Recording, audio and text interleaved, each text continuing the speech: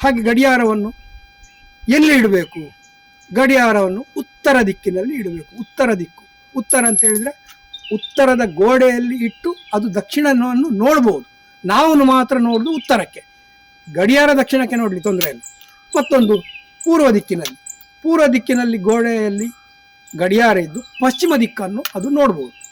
ಮೂರನೇದ್ದು ಪಶ್ಚಿಮ ದಿಕ್ಕಿನಲ್ಲಿ, ಪಶ್ಚಿಮ ದಿಕ್ಕಿನಲ್ಲಿ ಸಹ ನಾವು ಗಡಿಯಾರವನ್ನು ಇಡಬಹುದು. ಶ್ರೀಯುತ ಗಣೇಶ್ ನಾಯ್ಕ್ ಬಾರ್ದಿಲ, ಮೂಡಬಿದ್ರೆ ಮಿರರ್ ಚಾನೆಲ್ನ ವೀಕ್ಷಕ ಬಂಧುಗಳಿಗೆ ಹಾರ್ದಿಕವಾದ ಸ್ವಾಗತ ಹಾಗೂ ವಂದನೆಯನ್ನು ಹೇಳಲಿಕ್ಕೆ ಬಯಸ್ತೇನೆ. ನಾನು ವಾಸ್ತು ನೋಡಲಿಕ್ಕೆ ಹೋಗುವಾಗ, ವಾಸ್ತು ಮನೆಯ ವಾಸ್ತು ಆಗಲಿ ಅಥವಾ ಬೇರೆ ಯಾವುದೇ ರೀತಿಯ ಒಂದು ವಾಸ್ತು ಆಗಲಿ ನೋಡಲಿಕ್ಕೆ ಹೋಗುವಾಗ ಮುಖ್ಯವಾಗಿ ಜನರು ಕರೀತಾರೆ, ಒಂದು ವಾಸ್ತು ನೋಡಲಿಕ್ಕೆ ಕರೀತಾರೆ. ಆದರೆ ಅದರ ಮಧ್ಯದಲ್ಲಿ ಏನು ಹೇಳ್ತಾರೆ ಅಂದರೆ, ಗಡಿಯಾರ ಎಲ್ಲಿ ಇಡಬೇಕು, ನಾವು ಗಡಿಯಾರಕ್ಕೆ ವಾಸ್ತು ಇದೆಯಾ, ಕನ್ನಡಿ ಎಲ್ಲಿ ಇಡಬೇಕು.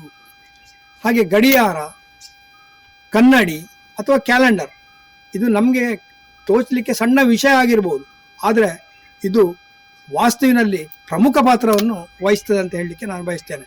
ಯಾಕಂದರೆ ಕನ್ನಡಿ ಅಂತೂ ವಾಸ್ತುವಿನಲ್ಲಿ ವೈರುಧ್ಯಗಳು ಇರುವಾಗ ಕನ್ನಡಿಗಳನ್ನು ನಾವು ವಾಸ್ತುಬದ್ಧವಾಗಿ ಉಪಯೋಗಿಸಿದರೆ ಅದು ಹೇಗೆ ಇರಬೇಕು, ಎಲ್ಲೆಲ್ಲಿ ಇರಬೇಕು, ಅದನ್ನು ಹೇಗೆ ನಾವು ಆ ದೋಷವನ್ನು ನಿವಾರಣೆ ಮಾಡ್ಬೋದು ಅಂತೇಳಿ ಒಂದು ಆಲೋಚನೆ ಮಾಡುವಾಗ ಕನ್ನಡಿ, ಗಡಿಯಾರ ಇದು ಮುಖ್ಯವಾಗಿ ಪ್ರಾಮುಖ್ಯತೆ ಬರ್ತದೆ. ಈ ಗಡಿಯಾರ ನಾವು ಎಲ್ಲಿಡಬೇಕು, ಆ ಗಡಿಯಾರ ಇಟ್ಟರೆ ಹೇಗೆ ಅದರಿಂದ ನಮಗೆ ಉಪಯೋಗ ನೋಡಿ. ಗಡಿಯಾರ ಅಂತ ಹೇಳುವಾಗಲೇ ಈ ಕಾನ್ಸೆಪ್ಟ್ ಏನಂತ ಹೇಳಿದರೆ, ಗಡಿಯಾರ ನಮ್ಮ ಆಗು ಹೋಗು ಅಂದರೆ ಕಳೆದು ಹೋದ ಟೈಮ್ ಆಗಿರ್ಬೋದು, ಮುಂದೆ ಬರುವಂಥ ಒಂದು ಸಮಯ ಆಗಿರ್ಬೋದು. ಕಳೆದು ಹೋದ ಸಮಯ, ಮುಂದೆ ಬರುವಂಥ ಸಮಯ, ಗುಡ್ ಟೈಮ್ ಅಂತ ಹೇಳ್ತೇವೆ, ಬ್ಯಾಡ್ ಟೈಮ್. ನೋಡಿ ಅಲ್ಲಿ ಟೈಮೇ ಬಂತು. ಇದೊಂದು ನಿರ್ಧರಿಸುವಂಥದ್ದು, ಇದು ನಮ್ಮ ಅಭಿವೃದ್ಧಿಯಲ್ಲಿ ಪ್ರಮುಖ ಪಾತ್ರವನ್ನು ವಹಿಸ್ತದೆ. ನಾವು ಮೊದಲು ಏನಂತ ಹೇಳಿದ್ರೆ ಅಂದರೆ, ಈ ಗಡಿಯಾರವನ್ನು ನಾವು ಮುಖ್ಯವಾಗಿ ಹೆಬ್ಬಾಗಿಲು, ಏನು ಮನೆಯ ಬಾಗಿಲು ಅಂತ ಹೇಳ್ತೇವೆ, ಮನೆಯ ಒಳಗೆ ಮೊದಲು ಎಂಟ್ರೆನ್ಸ್ ಇದು ಮುಖ್ಯ ದ್ವಾರ, ಅಲ್ಲಿಂದ ಒಳಗೆ ಹೋಗಬೇಕಾದ ಒಂದು ಡೋರ್ ಇರ್ತದೆ. ಅಂದರೆ ಮನೆ ಒಳಗೆ ಹೋಗಬೇಕಾದ್ರೆ ಆ ದ್ವಾರದ ಮೇಲೆ ನಾವು ಗಡಿಯಾರ ಇಡುವಂಥದ್ದು ಇದು ಒಳ್ಳೆಯದಲ್ಲ. ಗಡಿಯಾರ ಅಲ್ಲಿ ಇಡಲೇಬಾರ್ದು, ಯಾವ ದಿಕ್ಕೇ ಆಗಲಿ, ಬೇಕಾದರೆ ಅದು ಉತ್ತರ ದಿಕ್ಕೇ ಆಗಲಿ, ದಕ್ಷಿಣ ಆಗಲಿ, ಪೂರ್ವ ಆಗಲಿ, ಪಶ್ಚಿಮ ಆಗಲಿ, ದಿಕ್ಕು ಇಂಥಂತೆ ದಿಕ್ಕಿನಲ್ಲಿ ಇಡಬೇಕಂತ ಉಂಟು. ಆದರೆ ಇಲ್ಲಿ ನಾವು ದ್ವಾರದ ಮೇಲೆ ಇಡುವಂಥದ್ದು ಅದು ಒಳ್ಳೆಯದಲ್ಲ. ಯಾಕೆ ಒಳ್ಳೆಯದಲ್ಲ? ನಾವು ಯಾವಾಗಲೂ ಗಡಿಬಿಡಿಯಲ್ಲಿ ಇರ್ತೇವೆ, ಆಚೆ ಹೋಗುವಾಗ ಈಚೆ ಹೋಗುವಾಗ ಗಡಿಯಾರವನ್ನೇ ನೋಡ್ತಾ ಇರೋದು, ಅಲ್ಲಿ ಎಡವಟ್ಟು ನಾವು ಮಾಡ್ಕೊಳ್ತೇವೆ. ಅದು ಮರಣದ ಗಂಟೆ ಅಂತ ಹೇಳ್ತೇವೆ, ಅಂದರೆ ಅದರಿಂದ ದೌರ್ಭಾಗ್ಯ ಅಂತ ಹೇಳ್ತದೆ. ಒಂದು ದ್ವಾರದ ಮೇಲೆ ಇಡುವಂಥದ್ದು, ದ್ವಾರದ ಹಿಂಬಾಗಿಲಿನಲ್ಲಿ ಸಹ, ದ್ವಾರದ ಹಿಂಬದಿಯಲ್ಲಿ ಸಹ ಮೇಲೆ ಇಡುವಂಥದ್ದು, ಒಳಗೆ ಹೋದಾಗಲೇ ನಮ್ಮ ಕಣ್ಣಿಗೆ ಬೀಳುವಂಥದ್ದು ಗಂಟೆ, ಅದು ಗಡಿಯಾರ ಅಲ್ಲಿ ಇಡಬಾರ್ದು ಅಂತ ಹೇಳ್ತದೆ.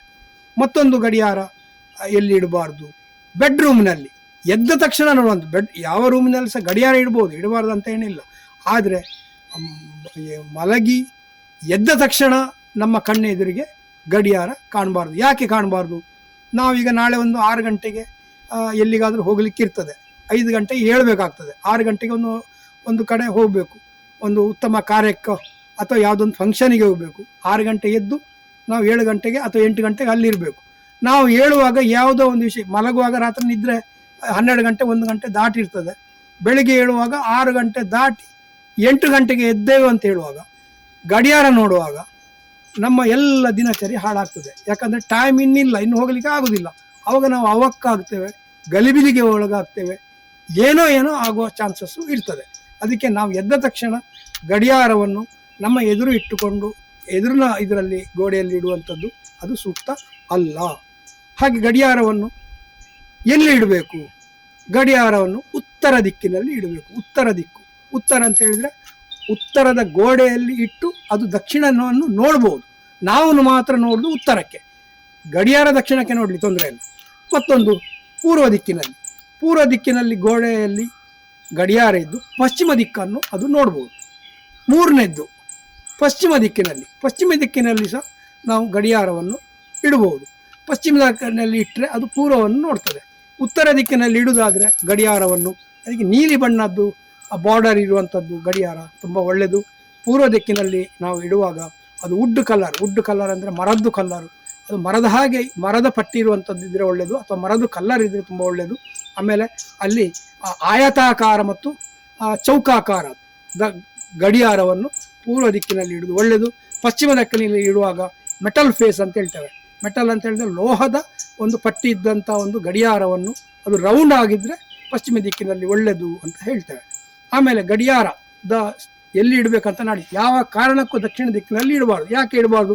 ದಕ್ಷಿಣ ದಿಕ್ಕು ಅಶುಭ ಅಂತೇಳಿ ಒಂದು ಮಾತಿದೆ, ಯಮನ ದಿಕ್ಕು ಅಂತಲೇ ಹೇಳ್ತೇವೆ. ವಾಸ್ತುವಿನಲ್ಲಿ ಎಲ್ಲ ಉದ್ದದ ದಿಕ್ಕನ್ನು ಯಮನ ದಿಕ್ಕು ಅಂತ ಹೇಳೋದಿಲ್ಲ, ಅಲ್ಲಿ ಉಚ್ಚ ನೀಚಿ ಸ್ಥಿತಿಯಲ್ಲಿ ಇಡ್ತೇವೆ. ಅದು ಇಲ್ಲಿ ನಾವು ದಕ್ಷಿಣ ಅಂತ ಹೇಳುವಾಗ ದಕ್ಷಿಣಕ್ಕೆ ಮುಖ ಮಾಡಬಾರ್ದು, ದೇವರನ್ನು ಸಮ ದಕ್ಷಿಣಕ್ಕೆ ಇಡಬಾರ್ದು. ದಕ್ಷಿಣಕ್ಕೆ ಮುಖ ಮಾಡಿ ದೇವರನ್ನು ನಾವು ಆರತಿ ಮಾಡಬಾರ್ದು, ಪೂಜೆ ಮಾಡಬಾರ್ದು, ಆರಾಧನೆ ಮಾಡಬಾರ್ದು, ಜಪ ಮಾಡಬಾರ್ದು ಅಂತ ಹೇಳ್ತೇವೆ. ಅದು ಒಳ್ಳೆಯದಲ್ಲ ಅಂತ ಹೇಳ್ತೇವೆ, ಯಾಕಂದರೆ ಅಲ್ಲಿ ನೆಗೆಟಿವ್ಸ್ ಜಾಸ್ತಿ ಅಂತ. ಹಾಗೆ ದಕ್ಷಿಣ ದಿಕ್ಕಿನಲ್ಲಿ ಗಡಿಯಾರವನ್ನು ಇಡಬಾರ್ದು, ನಾವು ದಕ್ಷಿಣಕ್ಕೆ ನೋಡ್ತೇವೆ, ಅಶುಭ ಆಗ್ತದೆ ಅಂತೇಳಿ. ಒಟ್ಟು ಉತ್ತರ ಪೂರ್ವ ತುಂಬ ಒಳ್ಳೆಯ ಸ್ಥಿತಿ, ಪಶ್ಚಿಮ ಎರಡನೇದ್ದು, ದಕ್ಷಿಣ ದಿಕ್ಕಿಗಂತೂ ಇಡಲೇಬಾರ್ದು. ಆಮೇಲೆ ಗಡಿಯಾರ ಕೆಟ್ಟು ಹೋದಂಥ ಗಡಿಯಾರ ಅಂದರೆ ಶೆಲ್ ವೀಕ್ ಆಗಿ ಕೆಟ್ಟು ಅಥವಾ ಹಾಳಾಗಿ ಇದ್ದದ್ದು, ಅದನ್ನು ಯಾವತ್ತೂ ನಾವು ಗಡಿಯಾರವನ್ನು ಅದನ್ನು ಮುಂದುವರಿಸಬಾರ್ದು, ಕೂಡಲೇ ಅದನ್ನು ಸರಿ ಮಾಡಬೇಕು. ಇಲ್ಲದಿದ್ದರೆ ನಮ್ಮ ಜೀವನ ಸಹ ಸ್ಥಗಿತ ಆಗುವ ಚಾನ್ಸಸ್ ಇರ್ತದೆ. ಎಲ್ಲ ನಮ್ಮ ಕೆಲಸಗಳು ಸ್ಟ್ರಕ್ ಅಂದರೆ ಅಡೆತಡೆಗಳು ಬರುವಂಥದ್ದು, ಸ್ಥಗಿತ ಆಗುವಂಥದ್ದು ಇರ್ತದೆ ಅಂತ ಹೇಳ್ತದೆ. ಮತ್ತೊಂದು ಗಡಿಯಾರದ ಮೇಲೆ ಧೂಳುಗಳು ಆವರಿಸಿ ಇರಬಾರ್ದು. ಧೂಳು ಆವರಿಸಿದ ಏನಾಗ್ತದೆ, ಅಲ್ಲಿ ನೆಗೆಟಿವ್ಸ್ ಬಂದು ಅಲ್ಲಿ ಕೂತ್ಕೊಳ್ತದೆ. ಯಾಕಂದರೆ ಅದು ನೋಡಿ ಕಾಲಚಕ್ರ ಅಂತಲೇ ಹೇಳುವಂಥದ್ದು, ಚಕ್ರ ತೀರ್ತಾ ಇದ್ದಾಗೆ ಅದು ನಮ್ಮ ಪ್ರಮುಖ ಪಾತ್ರ ವಹಿಸುವಂಥದ್ದು ಗಡಿಯಾರ. ಮೊದಲೆಲ್ಲ ಗಡಿಯಾರ ಎಲ್ಲ ಇರಲಿಲ್ಲ, ಖಾಲಿ ಸೂರ್ಯನನ್ನು ನೋಡಿ ಇಂತಿಷ್ಟು ಟೈಮ್ ಆಗಿತ್ತು ಅಂತ ಹೇಳ್ತಿದ್ದೆವು. ಪೂರ್ವ ದಿಕ್ಕಿನಿಂದ ಅವ ಪಶ್ಚಿಮಕ್ಕೆ ಹೋಗುವಾಗಲೂ ಮುಳುಗ್ತಾ ಬಂತು, ಇಂಥ ಒಂದು ಟೈಮ್ ಇತ್ತು, ಇರಲಿಲ್ಲ. ಈಗ ಆಗಲ್ಲ, ಟೈಮಿನ ಮೇಲೆ ನಮ್ಮ ಜೀವನ ಅವಲಂಬಿತವಾಗಿ ಉಂಟು. ಹಾಗೆ ಕೆಟ್ಟು ಹೋದ ಗಡಿಯಾರ ನಿಲ್ಲಬಾರ್ದು. ಆಮೇಲೆ ಮುಂದಕ್ಕೆ ಹಾಕುವುದು, ನನಗೆ ಎಲ್ಲಿಯೋ ಹೋಗಲಿಕ್ಕೆ ಉಂಟು, ಅದಕ್ಕೆ ಒಂದು 10 ನಿಮಿಷ ಮುಂದೆ ಇಡೋದು, ಅರ್ಧ ಗಂಟೆ ಮುಂದೆ ಇಡೋದು, ಅದನ್ನು ಸಹ ಮಾಡಲೇಬಾರ್ದು. ಯಾಕಂದರೆ ನಮ್ಮ ಕೆಲಸ ಇಲ್ಲ, ಇನ್ನೂ ಟೈಮ್ ಉಂಟ ಅಂತ ಹೇಳಿ ಇದ್ದ ಕೆಲಸವನ್ನು ಸಹ ಇನ್ನೂ ನಾವು ಮುಂದೂಡ್ತೇವೆ. ಹಿಂದೆ ಸಹ ಇಡಬಾರ್ದು, ಹಿಂದೆ ಇದ್ದರೆ ಹೇಗೆ ಹಿಂದೆ ಹೋಗ್ತೇವೆ ನಾವು. ಹಾಗೆ ಗಡಿಯಾರವನ್ನು ಹೇಗೆ ಎಷ್ಟು ಸರಿ ಉಂಟು ಟೈಮು, ಅದೇ ಸಮಯಕ್ಕೆ ನಾವು ಇಡಬೇಕು ವಿನ ಮುಂದಕ್ಕೆ ಹಾಕುವಂಥದ್ದು ಹಿಂದಕ್ಕೆ ಹಾಕುವಂಥದ್ದು ಅದು ಮಾಡಬಾರ್ದು. ಹಾಗೆ ಒಡೆದು ಹೋದ ಕನ್ನಡಿ, ಇದನ್ನು ಸಹ ಆದಷ್ಟು ಬೇಗ ಡಿಸ್ಪ್ಯಾಚ್ ಮಾಡಬೇಕು, ಅಲ್ಲಿಂದ ತೆಗಿಬೇಕು. ಶುಭ್ರವಾದಂಥದ್ದು, ಧೂಳು ಇಲ್ಲದಂಥದ್ದು, ಕೆಟ್ಟು ಹೋಗದೇ ಇರುವಂಥದ್ದು, ಬ್ಯಾಟ್ರಿ ವೀಗಾದಂಥದ್ದು ಅದೆಲ್ಲ ಸರಿ ಮಾಡಬೇಕು. ಇದು ನಮ್ಮ ಜೀವನದಲ್ಲಿ ಒಂದು ಅಭಿವೃದ್ಧಿಯತ್ತ ನಮಗೆ ಈ ಗಡಿಯಾರ ಕೊಂಡೋಗ್ತದೆ. ಈಗ ನಮ್ಮ ಯಾವುದೇ ಒಂದು ಆಸೆ ಆಕಾಂಕ್ಷೆ ಅದು ನೆರವೇರಬೇಕಾದ್ರೆ ನಾವು ಈ ಗಡಿಯಾರದ ಒಂದು ಚಿಂತನೆಯಲ್ಲಿ ನಾನೊಂದು ಟಿಪ್ಸ್ ನಿಮಗೆ ಹೇಳ್ತಿದ್ದೇನೆ.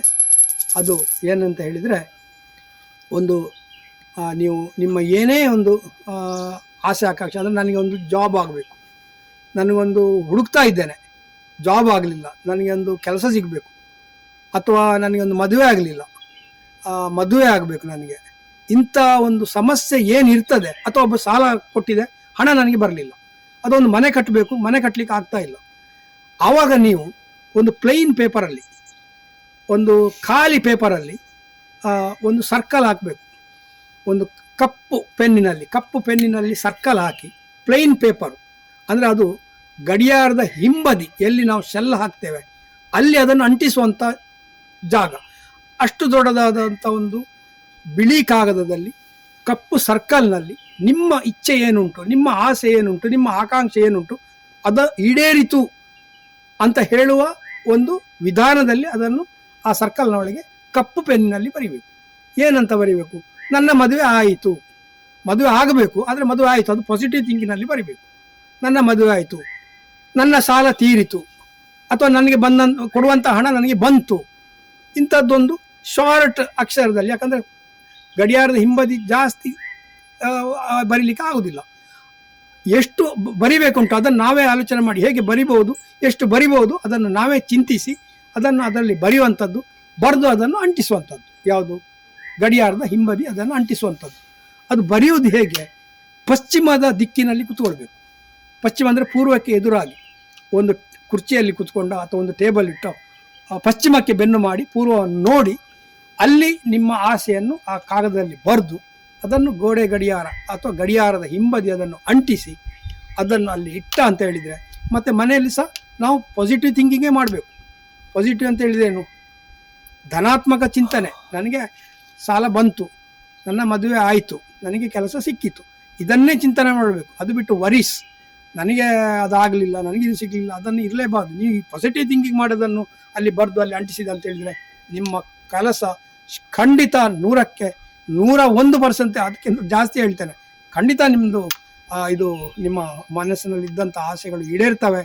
ಆಸೆ ಆಕಾಂಕ್ಷೆಗಳು ಈಡೇರಿದ ಮೇಲೆ ಆ ಕಾಗದ ಅಂಟಿಸಿದ್ದನ್ನು ತೆಗೆದು ಅದನ್ನು ನೀವು ಹೊಳೆಯುವಂಥ ಶುದ್ಧ ನೀರಿನಲ್ಲಿ ಮತ್ತೆ ಅದನ್ನು ವಿಸರ್ಜನೆ ಮಾಡಬೇಕು. ಇದು ಒಂದು ನೀವು ಪ್ರಯತ್ನಿಸಿ ನೋಡಿ, ವಿಶ್ವಾಸ ಇಟ್ಟು ಮಾಡಿ. ಪ್ರಯತ್ನಿಸು ಅಂತ ಹೇಳಿದರೆ ಪರೀಕ್ಷೆಗೆ ಮಾಡೋದಲ್ಲ, ವಿಶ್ವಾಸ ಇಟ್ಟು ನಂಬಿಕೆ ಇಟ್ಟು ಪ್ರಯತ್ನಿಸಿ, ನಿಮ್ಮ ಕೆಲಸ ಖಂಡಿತವಾಗಿಯೂ ಜಯವಾಗ್ತದೆ ಅಂತ ಹೇಳಲಿಕ್ಕೆ ನಾನು ಬಯಸ್ತೇನೆ.